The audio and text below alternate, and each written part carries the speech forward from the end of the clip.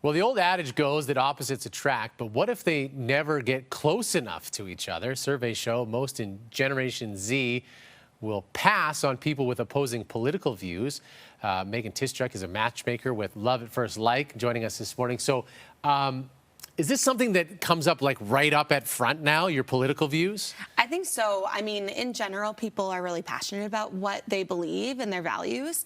So I do think that it comes up pretty quickly within dating, for sure. Which is not something that used to happen. This isn't a first date discussion, but now it is. Yeah, it definitely has become that way, for sure. Okay, so is this limiting people in the matchmaking experience or the dating experience by putting this out front first? I think that it can limit people because you're not going to meet as many people that maybe believe the same things as you. However, I also think that when you're more compatible, there's more of a chance that you're actually going to make it past first date, second date, whatever. Okay, so certainly being more compatible helps things out, but are you missing out on an experience by cutting someone off if you don't totally agree with everything they believe in politically? I think it depends on what it is, right? Like, you know, if you maybe don't have specific beliefs or anything like really crazy that you're like, I need to have this thing or whatever, then sometimes it can limit because obviously you're not giving someone a chance. However, if you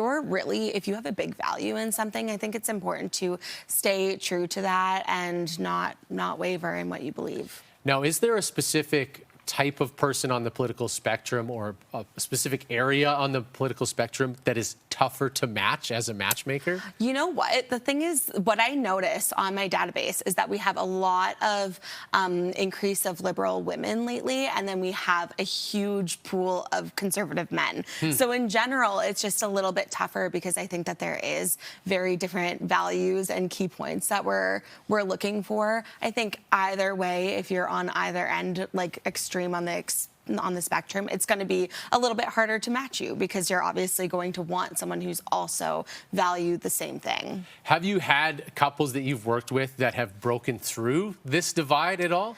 I think for the most part, if you're really strong in your values, you're not going to waver. So sometimes it depends, like what does that mean to them, right?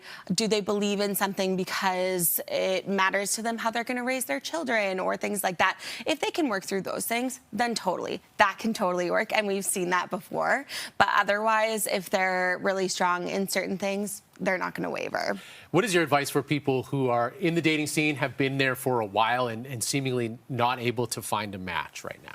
Honestly, I think like approaching people and trying to meet as many people as possible. I think that after COVID, we've been very like solitary and trying not to meet people as much. It's harder to meet people, going to singles events or reaching out to a matchmaker, trying to like find people who are going to be more compatible with you. And for those who are sort of watching this from the outside and maybe haven't been in the game for a while, how closely tied to meeting someone is then investigating their online impact, their imprints politically and everything else? I think it's pretty quick. I think nowadays, you know their first name and you're going to start to be an FBI agent and start to learn about them. So you're going to learn a lot, especially if they do tend to post their opinions and things like that. So obviously that can impact how someone thinks about you too. Okay, very interesting conversation. Thank you for being here for it. You can find out more information with Megan by going at loveatfirstlike.biz.